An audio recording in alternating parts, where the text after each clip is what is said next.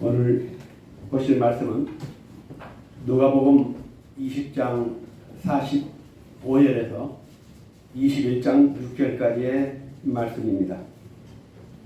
누가복음 20장 45절에서 21장 6절까지 우리 본문의 말씀을 같이 봉독하시도록 하겠습니다.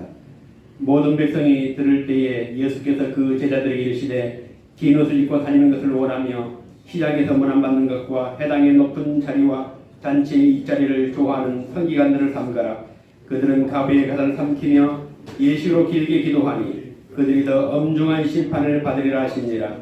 예수께서 눈을 들어 부자들이 헌금함에 헌금 넣는 것을 보시고 또 어떤 가난한 가부가 둘에 돈 넣는 것을 보시고 이르시되 내가 참으로 너희에게 말하노니 이 가난한 가부가 다른 모든 사람보다 많이 넣었도다. 저들은 그 풍족한 중에서 헌금을 넣었거니와 이 가부는 가난 중에서 자기가 가지고 있는 생활비 전부를 넣었느니라 하시니라. 어떤 사람들이 성전을 가리켜 그 아름다운 돌과 허물로 꾸민 것을 말하며 예수께서 이르시되 너희 보는 이것들이 날이 이르면 돌 하나도 돌리에 남지 않고 다 무너뜨려지리라. 아멘. 누가복음 20장 21장은 6월절을 앞둔 예루살렘에서 일어난 많은 사건들이 등장합니다. 성전에서 백성들을 가르치시는 예수님, 그리고 그 앞에 대제사장, 서기관, 장로들이 예수님에게 무슨 권위로 이런 짓을 하느냐고 따져 묻는 그런 본문에서부터 시작해서 또 예수님이 이어서 포도원의 비유, 또 사두개인이 부활에 대한 그런 도전, 그리고 세금 문제로 가이사의 것은 가이사에게 드리고 하나님의 것은 하나님께 드리라는 예수님의 그 말씀, 또 이어서 서기관들에 대한 그런 도전, 이런 여러 가지 내용들이 20장에 나와 있습니다.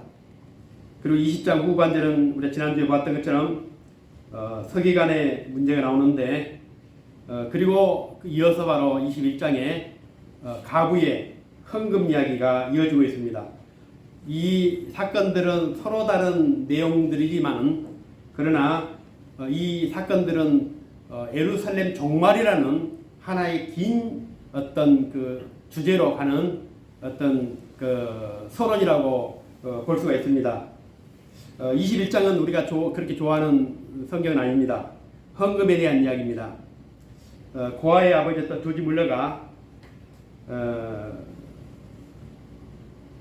부임을 받아가 젊은 나이에 한 교회를 이제 가게 됐습니다. 그런데 교회 가니까 교회마다 자리마다 이 가격표가 붙어 있는 겁니다. 그래서 물어봤습니다. 회계 지사님한테 이게 뭡니까? 그러니까 우리 교회는 1,000만 원이 내는 사람들은 이 앞자리, 그 다음에 100만 내는 사람들은 저 뒷자리. 그래서 헌금의 액수에 따라서 이 가격표가 쫙 붙어 있는 겁니다. 깜짝 놀랐다는 겁니다. 이게 뭐 이제 전엔 얘기가 실제 그랬다는 겁니다. 그래서 꼭 이렇게 해야 되느냐 그러니까 이건 성경적인 것이 아니다. 어떻게 자리의 가격을 매겨가지고 그렇게 앉게 할 수 있느냐. 그러니까 교회 운영하려다 보면은 어쩔 수가 없습니다. 성경적은 아니지만 헌금을 거두기 위해서는 그렇게밖에 할 수 없다는 그런 얘기를 들었다는 겁니다. 헌금은 우리 신앙생활 중에 굉장히 중요한 요소 중에 하나죠. 근데 우리는 헌금에 대해 잘 모릅니다. 헌금을 어떻게 내야 되는지, 왜 내야 되는지. 왜냐? 헌금에 대해서 별로 배워본 적이 없기 때문입니다. 우리가 헌금에 대한 설교를 많이 듣습니다. 옥토밭에 뿌려진 씨앗. 그래서 하나님께 드리면은 30배, 60배, 100배의 결실을 얻게 될 것이다. 또 오병이어처럼 물고기 2마리, 벌떡 5개를 주님께 드리니까 주님이 그것으로 5,000명을 먹였다. 우리 이제 헌금과 관련된 그런 설교들입니다. 그리고 어떤 선지자에게 대접을 했더니 통에 가루가 떨어지지 않고 통마다 기름이 차고 넘쳤다는 그런 설교를 우리는 많이 들었습니다. 사실은 지금까지 언급했던 이 성경은 헌금과는 전혀 상관없는 그런 성경 구절입니다. 이거를 우리가 대표적으로 이제 부당축이라고 말합니다. 그 용도가 아님에도 불구하고 그것을 마치 그런 뜻으로 설교한 것처럼 성도들에게 헌금에 대한 인식을 심어줬습니다. 그러다 보니까 우리는 헌금에 대해서 잘 모릅니다. 예수님께서 3년 동안 헌금에 대해서 얼마나 설교하셨을까? 예수님은 헌금에 대해서 거의 설교를 하신 적이 없습니다.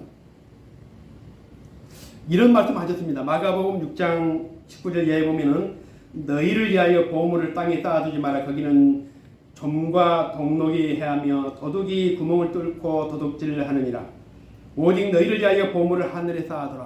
하늘에 쌓아두라. 이 헌금을 하라는 뜻으로 우리는 이해를 합니다. 거기는 좀이나 동록이 해하지 못하며 도둑이 구멍을 뚫지도 못하고 도둑질도 못하느니라. 내 보물 있는 그곳에는 내 마음도 있느니라. 굉장히 부담스러운 말씀이면서 이것이 예수님께서 직접적으로 헌금에 대해서 언급하신 말씀이라고 우리는 알고 있습니다. 아주 가끔 이런 설교를 하신 적이 있지만 헌금이라는 단어를 사용한 설교는 오늘 본문이 유일합니다. 헌금은 우리 생활 중에 굉장히 중요한 신앙 요소인데 아울러 이 헌금은 굉장한 위험성을 가지고 있습니다. 오늘 그 얘기를 좀 하려고 합니다. 21장 1절에 보면 예수께서 눈을 들어 부자들이 헌금함에 헌금 넣는 것을 보시고 또 어떤 가난한 과부가 2렙돈 넣는 것을 보셨다 그렇게 말씀합니다. 이스라엘은 성전에 들어오는 그 성전 입구에 여인의 뜰이라고 있는데 거기에 큰 항아리 헌금함이 13개가 놓여 있답니다. 그러니까 물론 거기에 이제 헌금의 어떤 종류에 따라서 항아리가 있는지 모르겠지만 13개가 있는데 거기에 이제 들어오면서 헌금을 넣고 들어옵니다. 예수님께서 오늘 그 장면을 지금 말씀하는 겁니다. 그러니까 헌금통에 헌금이 떨어지면서 소리가 나지 않습니까? 그때는 이제 지폐가 없이 화폐니까 동전이기 때문에 그러니까 100원짜리 떨어지는 소리와 5원짜리 떨어지는 소리가 다른 것처럼 동전의 크기에 따라서 아마 달랐을 것입니다. 부자들이 헌금하였고 그리고 이어서 어떤 가난한 과부가 헌금을 했습니다. 오늘 예수님은 그 가난한 과부의 헌금을 주목하십니다. 그 과부는 그냥 과부가 아니라 가난한 과부. 2절에서도 3절에서도 4절에서도 계속해서 이 과부를 가난한 과부라 말합니다. 그런데 이제 성경을 기록했던 이 누가는 그 가난한 과부를 페니크로스, 가난한, 이 페니크로스라는 말은 남들보다 더 가난한, 상대적으로 좀 굉장히 어려운 이런 뜻입니다.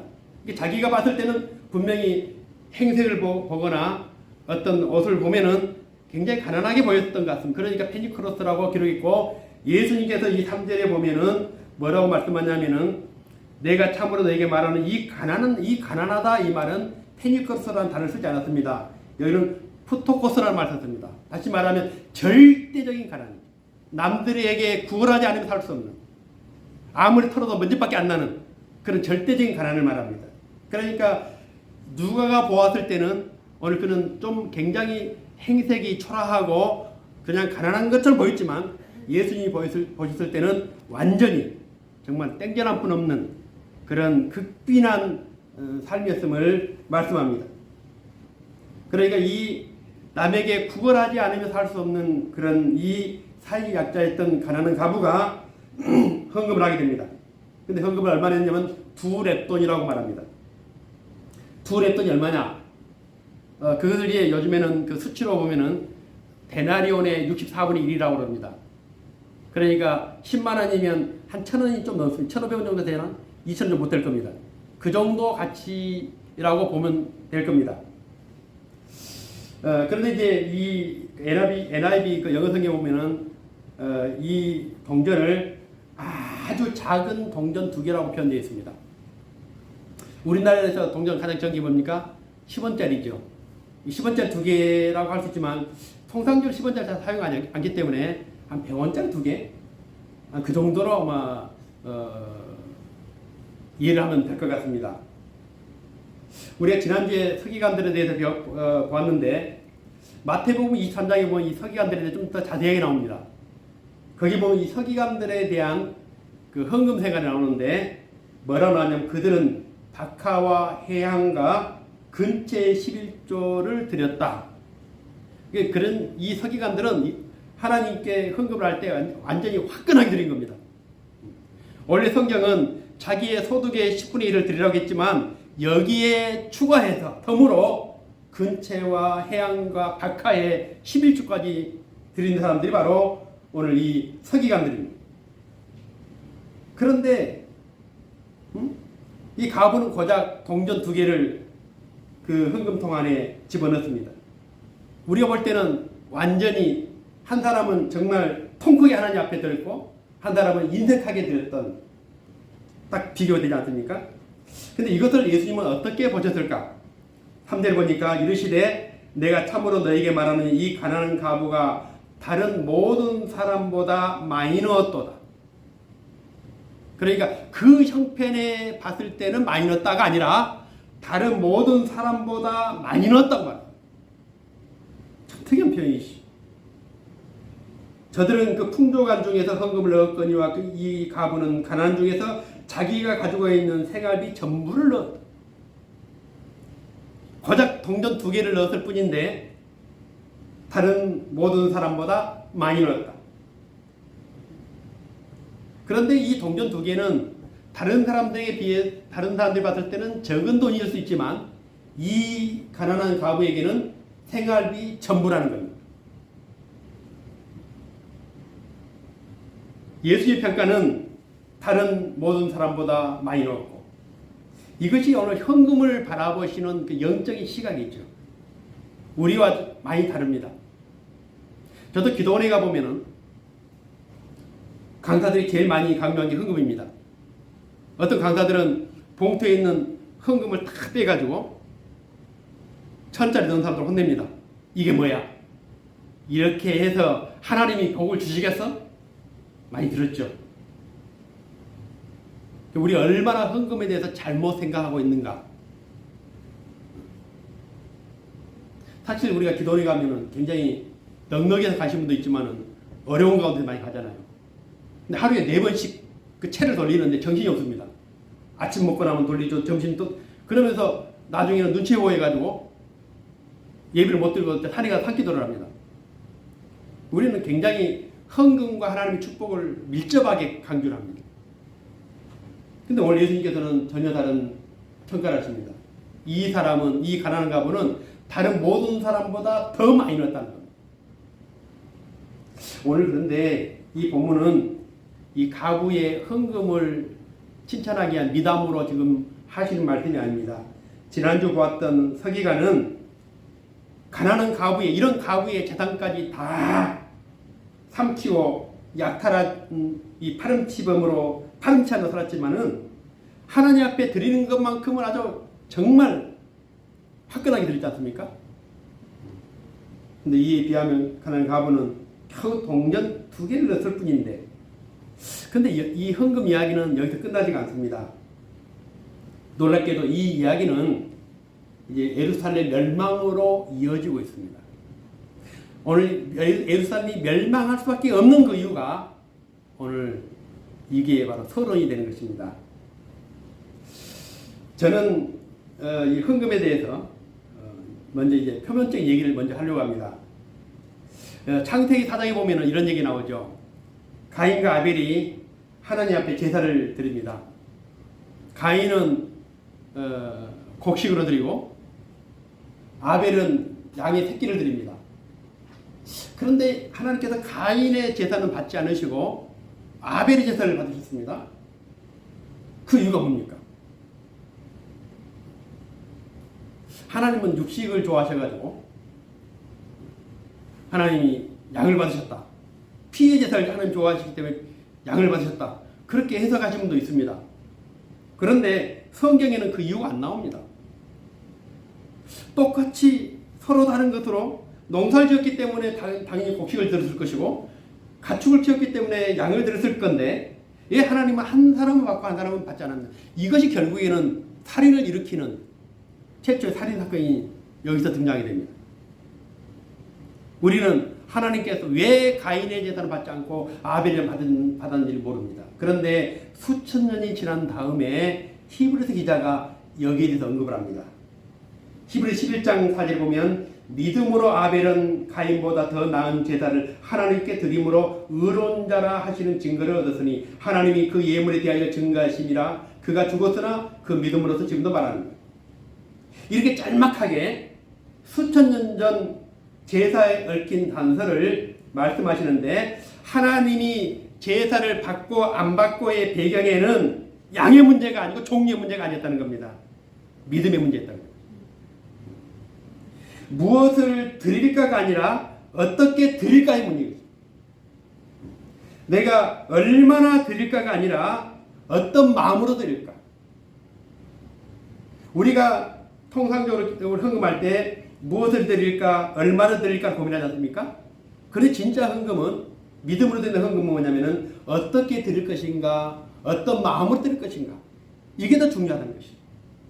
우리는 늘 양으로만 배웠기 때문에 누가 헌금을 갖다가 어떻게 드려서 얼마를 드려가지고 어떻게 축복받, 이런 얘기는 많이 하지만은 우리는 그 사람이 어떤 환경 가운데서 어떤 마음으로 하나님께 드렸는가에 대한 것을 간과합니다. 그러니까 우리가 어떤 사람이 수억을 내고 헌금을 했던 것이 하나님 앞에서는 아무것도 아닌 것이 될 수 있지만, 어떤 사람에게는 동전둔일이 어마어마한 하나님의 큰 영광을 드러내는 것일 수 있다는 것이죠. 지난주에 말씀을 드렸듯이 이 서기관들의 특징은 과시하는 걸 굉장히 좋아했습니다. 요즘 말로는 이제 플리스한다고 하죠. 서기관들은 일반 백성들과는 좀 차별화가 됐습니다. 그러니 옷을 입어도 긴 통으로 짠 세마포옷에다가 하얀 두루마리를 쫙 입고 갑니다. 멀리서 봐도 이 서기관을 다 알아볼 정도로 이 사람은 복장부터가 다릅니다. 그리고 기도할 때도 굉장히 길게 기도합니다. 그러니까 이게 뭐냐면은 전부 다 남에게 보이기 위한 겁니다. 헌금을 낼 때도 그냥 동전을 내는 것이 아니라 이 해안과 박하와 근처는 어떻게 내겠습니까? 헌금하고 못 내죠. 그러니까 이렇게 내고 갔을 거 아닙니까? 그러니까 뭐든지 남에게 보이는, 과시하는, 이것이 오늘 서기관들의 모습입니다. 그러니까 뭔가 남들과 행적, 모양으로 예적인 어떤 그런 차이를 통해서 나는 이렇게 잘 믿고 있다는 것을 과시하고 드러내고자 했던 것이죠. 그러니까 뭐든지 양으로 봤을 때는 이 서기관들을 못 따라갑니다. 기도의 양으로. 그러니까 20장에도 보면은 20장 47절에 그들은 가부의 가사를 삼키면서도 예식으로 길게 기도한다. 예전에 그런 얘기 많이 하지 않습니까? 우리가 아이스크림 먹기 위해서 기도하는데 기도를 오래 하고 나니까 아이스크림 꼬다리밖에 안 남았다고. 우리는 거룩함이라고 우리는 배웠습니다. 이들의 이런 행위는 그들 세계관이죠. 그들 종교가 아니고 그들 신관입니다. 자기의 세계관으로 하나님을 믿은 겁니다. 우리가 그런 말 있죠. 눈 가리고 아웅한다는 말 있죠. 원래 이 눈 가리고 아웅한다는 그 뜻은, 원래 뜻은 뭐냐면은 기막고 방울도독한다는 그런 뜻입니다. 이제 중국에서 나오는 그 얘기인데, 어떤 굉장히 잘 사는 집에 이 집이 망했습니다. 그러니 도둑이 이제 그 집에 이제 물건을 털기 위해서 들어갔는데 보니까 마당에 큰 청동 종이 있는 겁니다. 그래서 이 종을 가져오려니 너무 커요. 무겁기도 하고. 그러니까 이 종을 좀 쪼개가지고 좀 가져가야 되겠다 해가지고 망치 종을 탁 때리니까 종이 울리지 않습니까? 밤중에 울리니까 이게 사람들 다 깨겠죠. 그러니까는 이 도둑이 종 소리가 나지 않도록 자기 길을 막습니다. 솜으로. 그러고는 종을 깨는 겁니다. 이게 이제 눈 가리고 아웅한다는 거죠. 자기 길을 막으면 소리가 안 들립니까? 그러니까 자기 눈에만 좋으면 좋은 겁니다. 이스라엘 백성들이 그렇게 서기관들로부터 배웠습니다. 과시하고 드러내고, 이들의 세계관, 이들의 종교관, 이들의 신앙이 오늘 그렇게 이스라엘 백성들에게 학습되고 교육된 겁니다. 우리가 설교자들이 이 과부가 보여준 눈물겨운 헌신을 강조하면서 예수님이 하지도 않는 얘기를 여기다 덧붙이길 좋아합니다. 자, 보십시오. 여러분, 오병이의 이적을 보셨죠? 그렇게 해서 물고기 2마리와 보트 5개를 들었더니 예수님께서 5,000명이 먹고도 남는 이적을 일으켰습니다. 여러분, 이렇게 들으시면 여러분 복을 받습니다. 라는 이런 얘기를 덧붙이는 겁니다. 그러나 예수님은 오늘 서기관이 드린 이 양에 감동하지 않았습니다. 그렇다고 해서 오늘 동전 2개를 넣었던 인색한 과부의 헌금에 대해서도 책망하신 적이 없습니다. 오늘 하나님께 드리는 것은 뭐냐면은 상대적인 것이 아닙니다. 내가 누구보다 더 많이 드렸던 이것이 내가 과시하거나 내 우월함이나 내 믿음을 드러내는 것이 아니라는 겁니다. 하나님께는 오직 절대적인 기준만 있는 겁니다. 우리는 남들이 얼마 내기 때문에 나도 얼마 내야 된다. 이게 우리 헌금세가 늘 익숙해져 있습니다. 한 번은 헌금을 내는데 어떤 명인이 헌금을 남들보다 굉장히 많은 헌금을 냈습니다. 그러니까 놀란 겁니다. 아니, 무슨 일이 있습니까? 무슨 일이 있길래 이렇게 큰 걸 많이 냅니까? 그러니까 저는 우리 집은 제가 눈을 못 보기 때문에 불을 안 켭니다. 그러니까 남들은 다 전기세를 내는데 나는 그 돈 하나님께 감사를 드리는 거예요. 이 사람에게는 그게 맞는 거죠. 그게 절대적인 기준인 것이죠. 자기에게 맞는 거예요. 그런데 우리는 늘 헌금을 할 때 상대적으로 내가 얼마나 많이 내고 있는가에 대한 그 자부심, 이게 굉장히 강합니다. 교회에서 어떤 일을 할 때 이 뿜빠이라는 얘기를 많이 하죠. 이 뿜빠이가 사투리가 아니더라고요. 맞죠? 맞습니까? 사투리 아니죠? 네, 우리 박 목사님 모르는 거 제가 알고 있습니다. 우리 뿜빠이 할 때도 같은 회사 다닐 때 같은 월급을 탔을 때는 뿜빠이인 게 맞죠. 뭔 일을 할 때 다 월급 받으니까 우리가 각출해가지고 뭔가 하면 되는 거죠. 그런데 우리 교회에서는 뿜빠이하면 안 됩니다. 왜냐? 다 다르잖아요.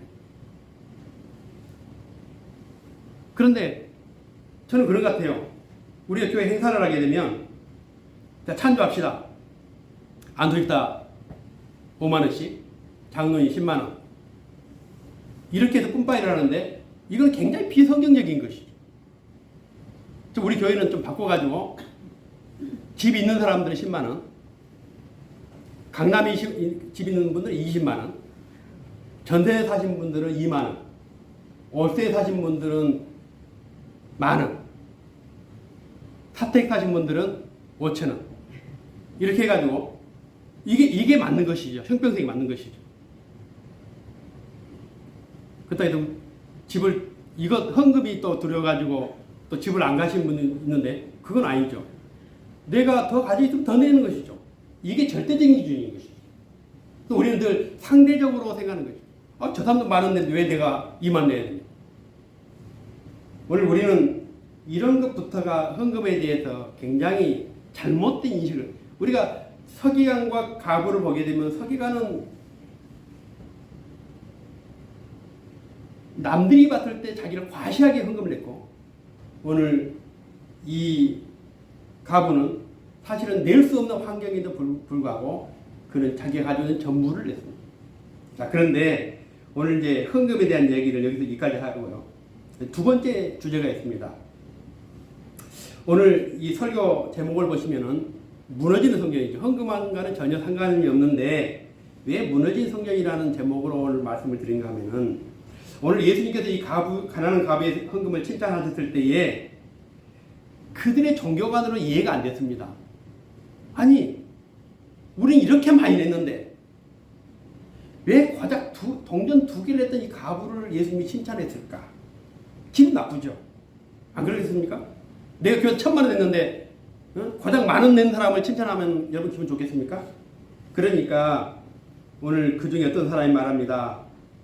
지금 우리가 무슨 일을 하고 있는지 아십니까, 예수님? 저 성전 한번 보십시오. 어마어마하지 않습니까?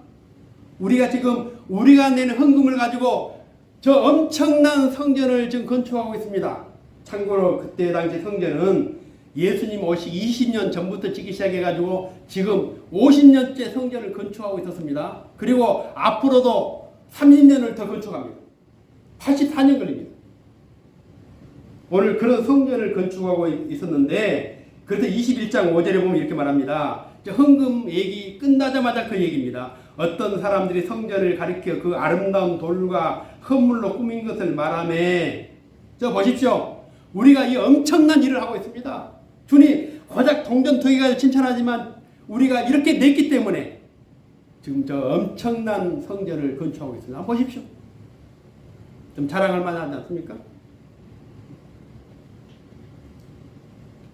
BC 20년경부터 시작해가지고 아그리파 2세 왕 때까지 84년에 걸쳐가지고 예루살렘 성전이 건축됩니다. 어떻게 했냐면 내부에 있는 모든 기둥들은 전부 다 금으로 다 도금을 다 했죠. 그리고 백항목으로, 그리고 그 밖에는 완전히 하얀 벽돌로 해가지고 멀리서 보게 되면 감난산에서 내려본 그 예루살렘 성전은 요세푸스의 그 기록에 가면 완전히 하얀 눈이 내린 것처럼 그렇게 빛이 났다고. 어마어마한 성전을 건축했습니다. 지금도 이제 여러분 가보시면은 성전에 다 무너진 한 그 뭐죠, 통곡의 벽만 보게 됩니다. 그 규모도 엄청나다고 합니다. 이렇게 그들은 자부심이 있었습니다. 주님, 헌금 그거 가지고 감동하지 마십시오. 우리는 더 큰 일 하고 있습니다. 근데 여기서 예수님이 충격적인 말씀하십니다. 21장 6절이죠. 너희 보는 이것들이 날이 이르면 돌 하나도 돌 위에 남지 않고 다 무너뜨려지리라. 왜 이토록 예수님이 분노하셨을까? 여러분,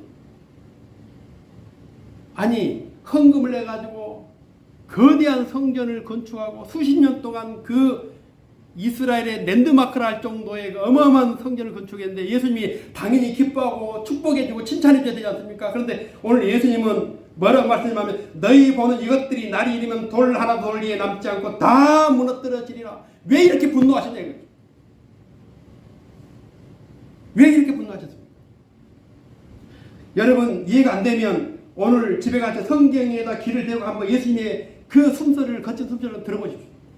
도대체 예수님이 왜 이렇게 분노하셨어야만 하는가? 뭘 그렇게 잘못했습니까?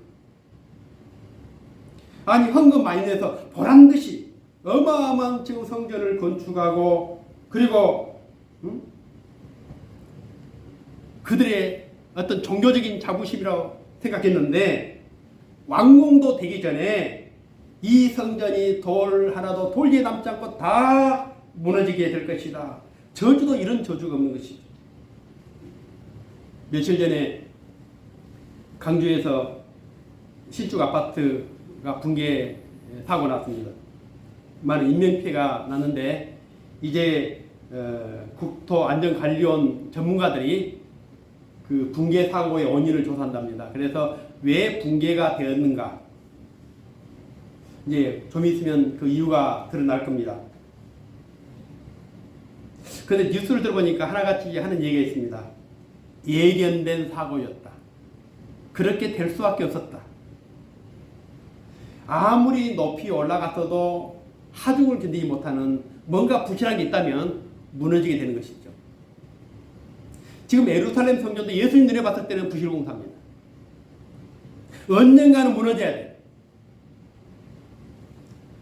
지금 성전의 건축은 자기들의 부패한 신앙, 예식하는 신앙, 이것을 가려주는 어떤 형상이었지, 오늘 주님이 봤을 때는 성전이 아니었습니다. 그들은 왜 헌금을 하는지를 몰랐습니다. 여러분 왜 헌금을 합니까?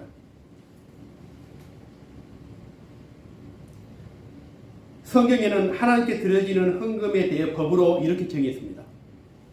신명기 14장 29절에 너희 중에 분깃이나 기업이 없는 내인과 내 성중에 거류하는 객과 및 고아와 가부들이 와서 먹고 배부르게 하라. 그리하면 내 하나님 여호와께서 내 손으로 하는 범사에 내게 복을 주시리라. 이게 무슨 말씀인지 아십니까? 하나님은 헌금을 통해서 하나님이 드러나게 하라는 겁니다. 하나님이 나타나고 하나님 표현되라는 겁니다.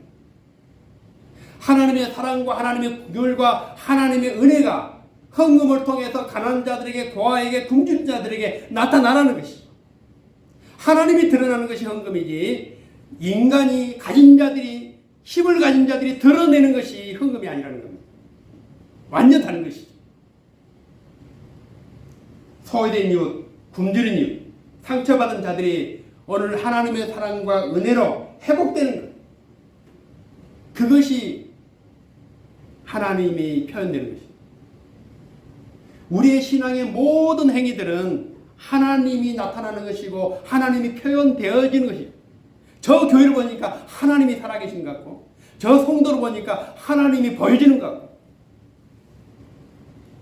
이게 신앙생활이고 이게 믿음생활이죠. 유대인들은 어땠습니까? 하나님을 드러내는 것이 아니라 자기를 드러내는 것이죠. 나는 이렇게 많이 헌금합니다. 나는 이런 사람입니다. 나 이렇게 대단한 사람입니다. 하나님을 드러내는 사람과 자기를 드러내는 사람이 완전 다르죠. 오늘 예수님이 봤을 때는 그 성전조차도 자기들을 드러내는, 과시하는 그 결과물이었죠.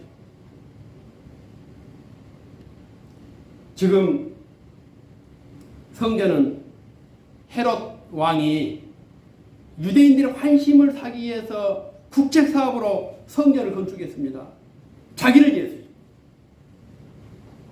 하나님 앞에 정말 감사해서 하나님의 성전이 필요해서 성전을 건축한 것이 아니라 유대인들의 환심을 사기 위해서 국책사업을 시작한 겁니다.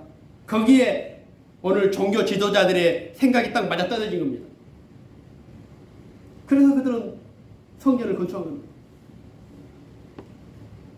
어찌 보면 하나님과는 전혀 상관없는, 처음부터 무너져야 되는 부실공사였던 것이죠. 언젠가는 무너질 거예요.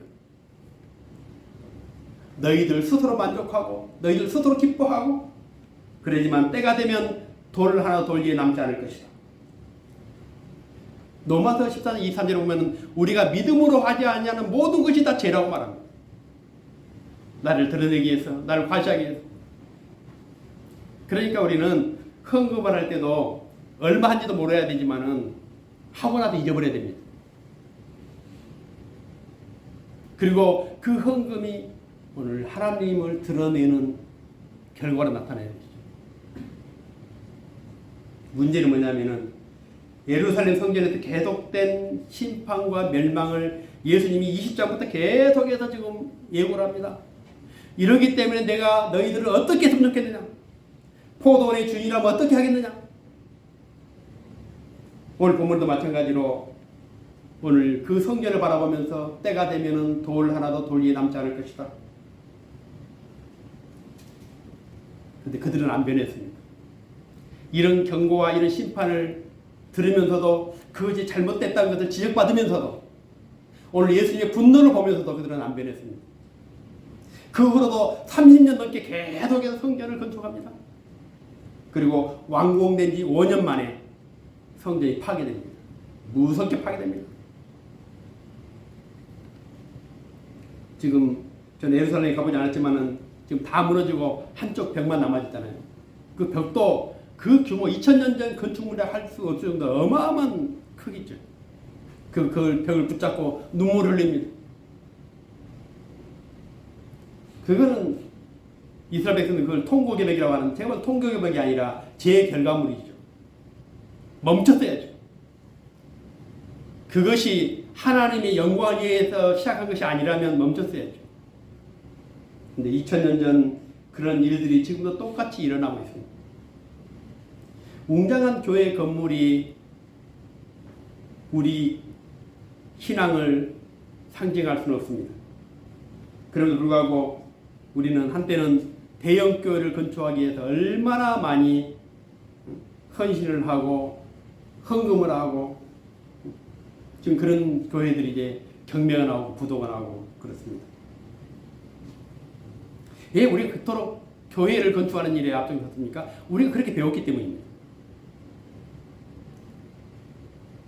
중세 교회가 성 베드로 성전을 건축하면서 중세 교회의 종말이 왔습니다. 하나님과 아무 상관없는 것이죠. 그 인간의 과시죠. 세계의 모든 건축가를 다 부르고 세계의 가장 귀한 그런 건축재를 다 모아가지고 완전히 모든 벽과 천장을 완전히 갤러리로 만들어가지고 그 뭔 필요 있습니까? 여기다가 벽화가 하나 그려지면 더 웅장하고 어찌 더 뭐 거룩해집니까? 그러니까 하나님과 전혀 상관없는 것으로 치장을 하고 도배를 하고 그렇게 만들었습니다. 결국 무너진 것이죠. 유럽의 교회들도 앞다투어서 그걸 보았음에도 불구하고 예루살렘 성전이 무너진 걸 보았음에도 불구하고 중세교회가 또다시 그 길을 가고 중세교회가 무너진 걸 봤음에도 불구하고 유럽의 많은 교회들이 또 그 길을 갑니다. 그리고는 얼마 가지 못해서 지금은 다 극장으로 나이트클럽 다 바뀌었습니다.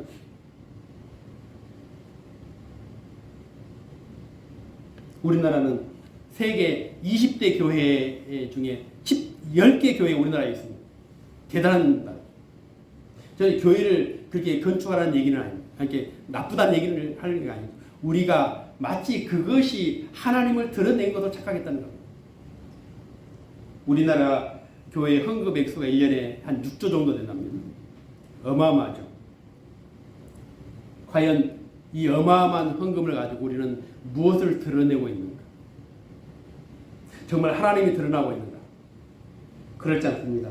다 무너지 않습니다. 신앙이 무너지고 주일학교가 무너지고 성도들이 다 무너지고 성교가 무너지고 지금이라도 우리는 이 무너져가는 이 부실 공사를 중단해야 돼요. 언젠가 무너질 것을 계속 쌓는 것이 아니라 지금이라도 우리는 돌이키고 다시 회복하는 그런 신앙이 되어야 하는 것이. 오늘 21장 6절에 보면 너희 보는 이것들이 날이 이르면 돌 하나 돌 위에 남지 않고 다 무너뜨려지리라. 이들은 예수님 말씀을 이해하지 못했습니다. 성전이 무너진다는 것은 있을 수 없다 생각했어요. 그래서 오늘 그들은 헌금에 대한 설교를 듣다가 예수님에게 성전의 높은 이용을 자랑하고 또 자기의 자부심을 드러내고자 했어요. 우리는 하나님이 원하시는 것이 무엇인지를 모르고 살 때가 많습니다. 온 세상이 하나가 되어 메시아를 거부하고 하나님께 불순종하면서도 성전을 통해서 그들의 신앙을 보상받고 싶어 했던 그들의 믿음은 결국 무너지고 맙니다. 오늘 미래의 심판에 대한 경고였기 때문에 그들은 깨닫지 못할 수 있습니다. 그러나 우리는 오늘 그들의 역사를 보면서 우리가 정말 제대로 가고 있는지, 바로 가고 있는지, 어떻게 가야 되는지, 어떻게 드려야 되는지, 무엇을 드러내야 되는지, 무엇을 나타내야 되는지를 오늘 본문을 통해서 깨닫기를 원합니다. 우리는 달라야 됩니다. 우리는 우리의 자랑이 무엇이 되고 있는지, 믿음의 터위에 거룩한 교회가 다시 세워져서 정말 주님이 영광을 받으시고 주님이 드러나는 그런 교회가 되기를 원합니다. 우리가 바로 성전이고 우리가 바로 드러내야 될 교회입니다. 다시 세워질 성전이 바로 저와 여러분들입니다. 오늘 우리가 다시 세워질 성전을 통해서 하나님께 영광 받으시기를 주님으로 축원을 드립니다. 기도드리겠습니다. 살아계신 아버지 하나님, 서기관들은 남들보다 다른 나를 보이기 위해 종교적 우월감으로 살아왔습니다. 그러나 가부는 은밀한 중에 보시는 오늘 하나님을 기억하고 자기의 전부를 하나님 앞에 드렸습니다. 보이기에 세운 것들은 다 무너지고 파괴되지만 믿음으로 세운 것들은 영원하리라 믿습니다.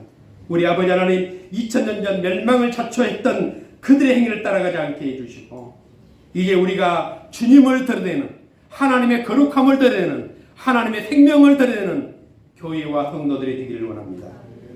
아버지 하나님, 우리가 무너질 부실공사하지 않게 도와주시고 이제 다시 우리 안에 거룩한 성전이 세워져서 하나님을 드러내는 그런 교회와 성도들 될 수 있도록 축복하시고 축복하여 주옵소서. 감사하며 예수님 이름으로 기도드리옵나이다. 아멘.